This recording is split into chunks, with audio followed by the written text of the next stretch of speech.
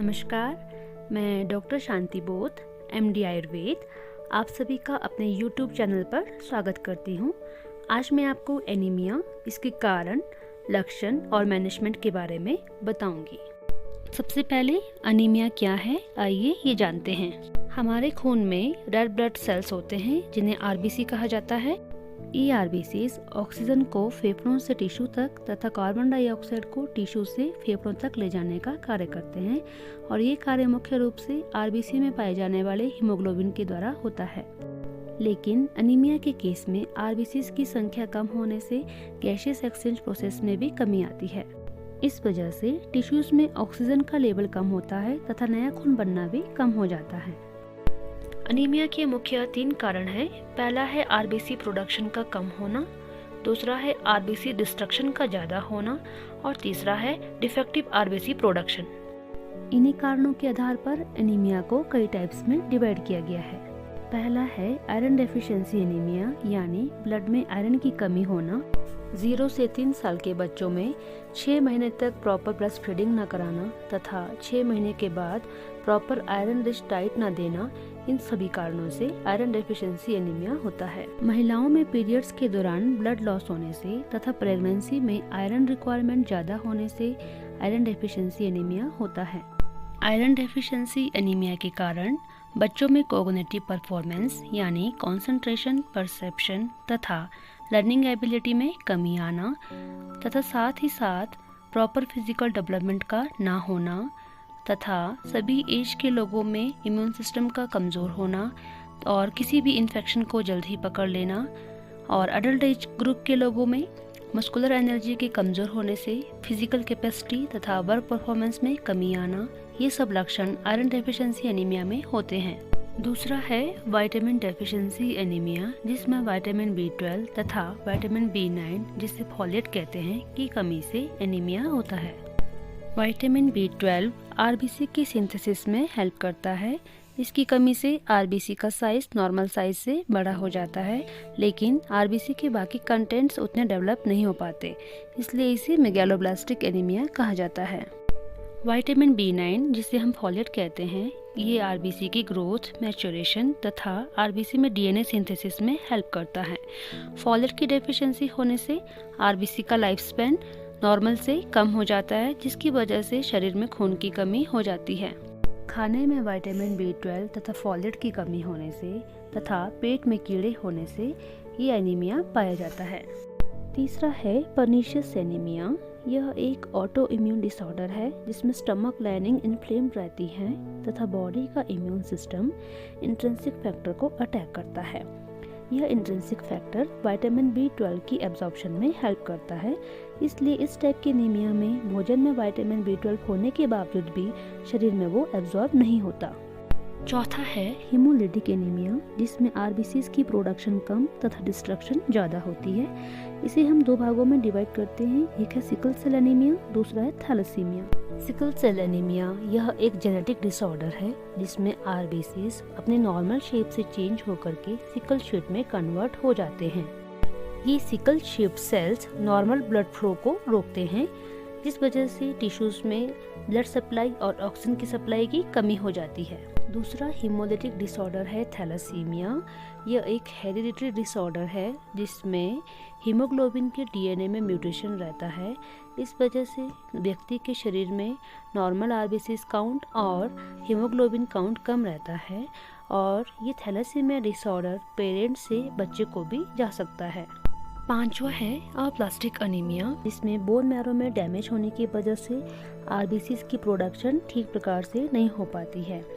Bone marrow में damage किसी भी कारण से हो सकता है, जैसे जन्म से ही डैमेज्ड बोन मैरो का होना या किसी हार्मफुल केमिकल या रेडिएशन की वजह से या कीमोथेरेपी से या किसी इन्फेक्शन से भी बोन मैरो डैमेज हो सकता है। इसके अलावा पेट में कीड़े होने से या कोई भी इन्फेक्शन होने से, जैसे cancer, HIV AIDS, rheumatoid arthritis, Crohn's disease या क्रोनिक इन्फ्लेमेटरी डिजीज तथा मलेरिया होने से और लगातार अल्कोहल लेने से भी खून की कमी हो जाती है। अनीमिया के लक्षण हर व्यक्ति में अलग अलग हो सकते हैं, लेकिन इसके कुछ आम लक्षण हैं, जैसे सांस लेने में दिक्कत होना, थोड़ा सा काम करने पर ज़्यादा थकावट होना, दिल की धड़कन का नियमित रूप से ना होना, भूख में कमी, कमज़ोरी, चक्कर आना, सिर दर्द, चिड़चिड़ापन, हाथ पैर ठंडे होना, त्वचा का रंग फीका पड़ना, चेहरे में सूजन आना तथा जोड़ों, छाती और पेट में दर्द रहना एक्सेट्रा। अब बात करते हैं एडवर्स इफेक्ट्स की, यानी अगर एनीमिया लगातार रहे तो इसके क्या क्या बुरे प्रभाव पड़ सकते हैं। जैसे फिजिकल डेवलपमेंट में कमी आना, जिसकी वजह से वर्क आउटपुट तथा वर्क कैपेसिटी में भी कमी आती है। रिप्रोडक्टिव सिस्टम में पुअर डेवलपमेंट, महिलाओं में पीरियड्स का इरेगुलर होना, प्री प्रेगनेंसी आयरन स्टोर का कम होना और प्री टर्म डिलीवरी यानी बेबी की डिलीवरी समय से पहले ही हो जाना, जिसके कारण लो बर्थ वेट बेबी यानी बेबी का वजन सामान्य वजन से कम होना, पुअर कॉग्निटिव एक्टिविटी, जिसकी वजह से बच्चों में परसेप्शन तथा कंसंट्रेशन में कमी आना, और पुअर लर्निंग एबिलिटी, जिसकी वजह से बच्चे किसी भी विषय को ठीक प्रकार से याद नहीं रख पाते। अब बात करते हैं रिस्क फैक्टर्स की। एनीमिया यह एक जेनेटिक डिसऑर्डर है, यानी पेरेंट्स अगर एनीमिक हैं तो बच्चों में भी एनीमिया होने के ज़्यादा चांसेस होते हैं। पीरियड्स के कारण पुरुषों की तुलना में महिलाओं में एनीमिया के ज़्यादा चांसेस होते हैं। अब बात करते हैं प्रिवेंशन की। इंडिया में प्रेवलेंस रेट को देखते हुए ministry of health and family welfare के द्वारा एनीमिया प्रिवेंशन के लिए कई पॉलिसीज तथा प्रोग्राम बनाए गए हैं। जैसे न्यूबॉर्न बेबी से लेकर के लैक्टेटिंग मदर्स तक आयरन, फॉलिक एसिड तथा डीवॉर्मिंग मेडिसिन की प्रॉपर डोज प्रोवाइड कराना। इस प्रोग्राम के द्वारा हर एज ग्रुप के बच्चों, बड़ों, प्रेग्नेंट वुमेन तथा लैक्टेटिंग मदर्स को आंगनबाड़ी के द्वारा या आशा वर्कर्स के द्वारा या स्कूल टीचर्स के द्वारा iron supplements, folic acid supplements provide कराया जाता है तथा साथ ही डीवॉर्मिंग मेडिसिन भी दी जाती है। एनीमिया की कंफर्मेशन या सीवियरिटी जानने के लिए हम लेबोरेटरी इन्वेस्टिगेशंस भी करा सकते हैं, जैसे सीबीसी या हीमोग्लोबिन वैल्यू या शेप और colour of the RBC and bone marrow test.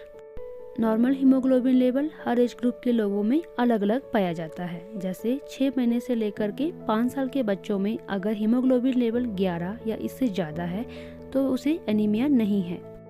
अब बात करते हैं मैनेजमेंट और ट्रीटमेंट की। एनीमिया के जितने भी कारण और जितने भी टाइप्स बताए गए हैं, इनमें से सबसे कॉमन है आयरन डेफिशिएंसी एनीमिया, जो प्राय बच्चों तथा महिलाओं में पाया जाता है। आयरन डेफिशिएंसी एनीमिया में iron supplements, green leafy vegetables जो गहरे हरे रंग के हों तथा दालें, ड्राई फ्रूट्स तथा साथ में विटामिन सी रिच फ्रूट्स जरूर देते हैं। विटामिन डेफिशिएंसी एनीमिया में हम आयरन सप्लीमेंट्स की जगह फॉलेट तथा विटामिन B12 सप्लीमेंट्स देंगे तथा डाइट सेम वही रखेंगे। पर्नीशियस एनीमिया में विटामिन B12 एब्जॉर्प्शन में दिक्कत रहती है, इसलिए समय समय पर blood vitamin B12 level check करवाया जाता है तथा उसी के बेस पर विटामिन B12 इंजेक्शंस डेली या वीकली दी जाती है, जब तक कि विटामिन B12 लेवल नॉर्मल ना आ जाए। सिकल सेल एनीमिया यह कम्प्लीटली ट्रीटेबल नहीं है, इसमें सिर्फ सिम्टोमेटिक ट्रीटमेंट की जाती है। थैलेसीमिया के लक्षण हल्के होते हैं, इसमें इलाज की इतनी ज़रूरत नहीं होती, लेकिन कुछ केसेस में blood transfusion, spleen removal, folic acid supplements या bone marrow stem cell transplant किया जा सकता है। एप्लास्टिक एनीमिया में आरबीसी को बढ़ाने के लिए ब्लड ट्रांसफ्यूजन या बोन मैरो ट्रांसप्लांट की आवश्यकता हो सकती है।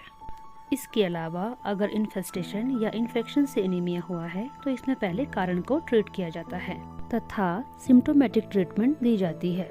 आयुर्वेद में एनीमिया को पांडु रोग से कोलेट करते हैं, जिसका अर्थ है पेल येलो या येलोइश व्हाइट कलर। इसमें शरीर में रक्त धातु की कमी से त्वचा का वर्ण फीका पड़ जाता है।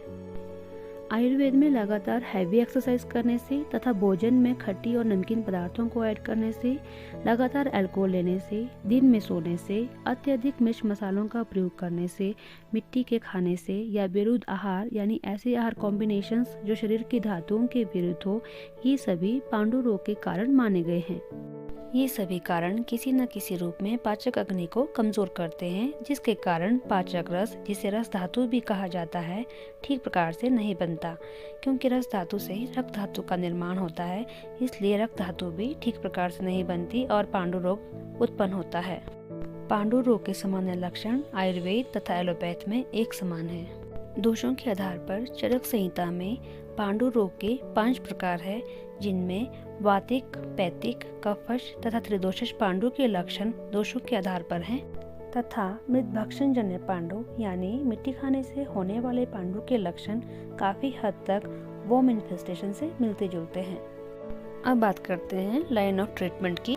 प्राय यह देखा गया है कि मॉडर्न आयरन सप्लीमेंट्स लेने से कुछ लोग मुंह का टेस्ट खराब होना, नोजिया, वॉमिटिंग तथा कब्ज रहना ये सब शिकायत करते हैं, लेकिन आयुर्वेदिक फॉर्मुलेशंस यूज करने पर ये सब शिकायत नहीं रहती।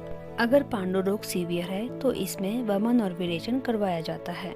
वमन और वीरेचन कराने के बाद जो भी मेडिसिन दी जाती है उसे घृत या शहद के साथ दिया जाता है। लेकिन याद रखें, पांडु रोग की चिकित्सा शुरू करने से पहले वर्मीसाइडल ड्रग यानी कृमिघ्न योग जरूर दिए जाते हैं। सिंगल आयुर्वेदिक ड्रग जो पांडु रोग में यूज किए जाते हैं वे हैं आमलकी, पुनर्नवा, भृंगराज, द्राक्षा, पिपली, हरितकी, मुस्ता एक्सेट्रा। आयुर्वेदिक फॉर्मुलेशंस जो पांडु रोग में यूज किए जाते हैं वे हैं नवायस लोह चूर्ण, सप्तामृत लोह चूर्ण, लोह आसव, भृंगराज आसव, कुमारे आसव, धात्री लोह एक्सेट्रा। पांडु रोग की ट्रीटमेंट शुरू करने से पहले पांडु रोग के कारण को जानें और उसे दूर करें। आयरन रिच डाइट लें और साथ में विटामिन सी जरूर लें। ध्यान रहे, कोई भी योग लेने से पहले चिकित्सक परामर्श लेना बहुत जरूरी है। आशा करती हूँ कि आपको ये वीडियो जरूर पसंद आई होगी। वीडियो से रिलेटेड कोई भी क्वेरी हो कमेंट बॉक्स में लिखें और वीडियो को लाइक, शेयर, सब्सक्राइब करना ना भूलें।